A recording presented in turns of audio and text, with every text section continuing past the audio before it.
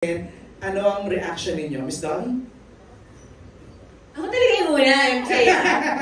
Grabe yung feeling of nostalgia. It was really more of that. Yung parang nabalik ako dun sa times na when we were filming. So, sobrang parang bigla ako wow, ginawa natin yan. Ginawa natin yan. Kasi ang tagal na, di ba, since nung nag-shoot kami. So, it was really a feeling of nostalgia. And I'm so proud to be a part of this film. And thank you so much to the team who created that beautiful trailer. I felt that it didn't give away too much. Di ba? Curious ba kayo? Wala pa yun talaga? Wala yun. Not even a crust? Wala talaga yun. Wala. As in, kumbaga sa lotto ticket, you're just scratching the surface. Nasaan!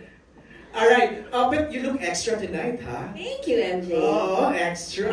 Love it. Kat, reaction?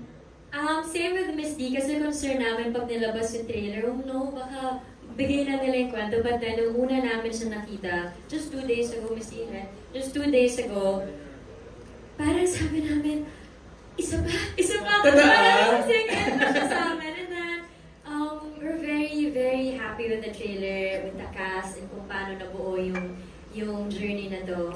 At a very good girl. It was very challenging for everybody, right, P? But then, nakita mo na buo na, tapos nag-start na kami with their promo. Parang, oh my God, this is it! Ito na pala yung pinagtrabuhan namin last, like, few months ago. Ang naalala ko pa nga, Kat, yung announce, yung NNA mo ba di ba?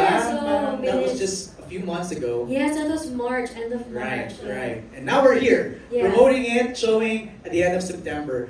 Direct, ikaw naman. I'm sure bahagi ka ng team na nag-splice ng trailer na yan.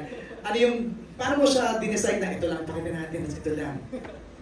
Yun nga, parang we're happy na it was just enough, hopefully, to excite the audiences. Kasi deserve nitong cast na to ni Kat and Miss D, na parang ang exciting kasi nung ginawa nila. Parang it's totally, I feel like, out of their comfort zones. All of them, not just Kat and Miss D. Right. So, yeah, I'm really proud of this team. Okay, before I ask the cast members na kanilang role sa movie na to, let me ask first the creators. Naalala ko pa nung anime natin,